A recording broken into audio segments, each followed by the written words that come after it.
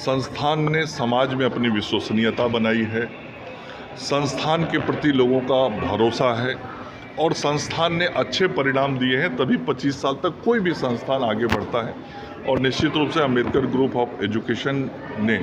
बिहार के युवाओं को बेहतर शिक्षण व्यवस्था, प्रोफेशनल एजुकेशन दिया है, स्किल्ड किया है, उसके कारण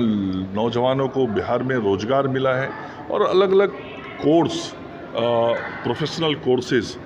इस संस्थान में कराए जाते हैं, जिसमें सभी बच्चे पढ़ते हैं, जो मुझे सारी जानकारी दी गई है।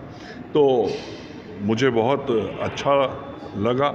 और मैं अपनी शुभकामनाएं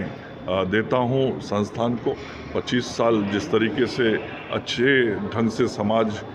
को शिक्षित करने में इस संस्थान ने लगाया है, आगे आने वाले वर्षों में भी संस्थान इसी तरीके से काम करता रहे। क्या सर बिहार में हेल्थ सेक्टर में बच्चों के लिए चांस भी है? मैंने कहा ना कि अभी मैंने संबोधन में भी कहा कि जब मैं स्वास्थ्य मंत्री बना तो पिछले कार्यकाल में बिहार में कुल लगभग 38,000 नियुक्तियां हमने की थी अलग अलग कोटि के, जिसमें से केवल 18,000 नियुक्तियां तो नर्सिंग सेक्टर में था, जिसमें एएनएम बड़ा नंबर था, उसके बाद जीएनएम था। तो ये 18,000 नियुक्तियां तो इस सेक्टर में इसीलिए किया गया कि इस सेक्टर में जो बच्चे पढ़ के आते हैं वो बच्चे बेहतर तरीके से प्रोफेशनल वोकेशनल कोर्स में उनके लिए कुछ संदेश देना चाहते हैं सर? मैंने कहा ना, आज का ज़माना ऐसा है जिसमें बच्चे जल्दी स्किल्ड हो जाएं और किसी भी क्षेत्र में समाज में बहुत सारे आयाम हैं, तो किसी भी क्षेत्र में काम करने की विशिष्टता उनके अंदर जल्दी आ जाएगी, गुणवत्तापूर्ण कार्य करने लगेंगे तो नेचुरल उनका आय बढ़ जाता है। तो हमको लड़कों को बेहतर तरीके से स्किल्ड करने का काम हमेशा करना चाहिए। संस्थान के 25 वर्ष पूरा होने पर 25वें साल में रजत जयंती उत्सव मनाया जा रहा है,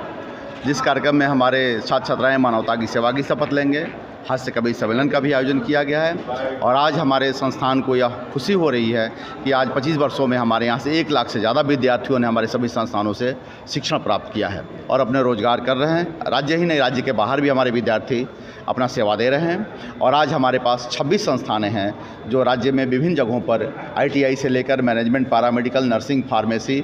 विभिन्न तकनीकी, लॉ में प्रशिक्षण प्रदान कर रही है। और इस अवसर पर हम चाह रहे हैं कि हमारी संस्था और राष्ट्रीय स्तर पर उत्कृष्ट संस्था के रूप में काम करें और राष्ट्रीय मानक को पूरा करते हुए हम राज्य के विभिन्न जिलों में तकनीकी और व्यावसायिक शिक्षण संस्थान स्थापना का प्रयास कर रहे हैं। निश्चित तौर पर 25वीं सालगिरह हमारी संस्थान की है और हम आप लोगों को यह बताना चाहेंगे कि BBA, BCA, MBA, PGDM, PGCM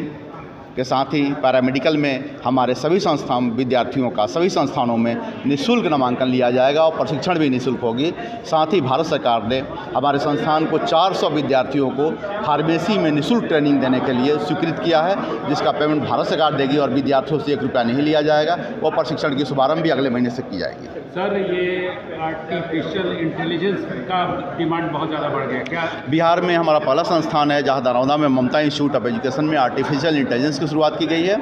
और हम चाहेंगे कि बच्चों में जागरूकता हो ताकि आर्टिफिशियल इंटेलिजेंस के प्रति बच्चे जागरूक हों और इसकी जॉब की संभावनाएं राज्य और राज्य के बाहर भी बहुत है।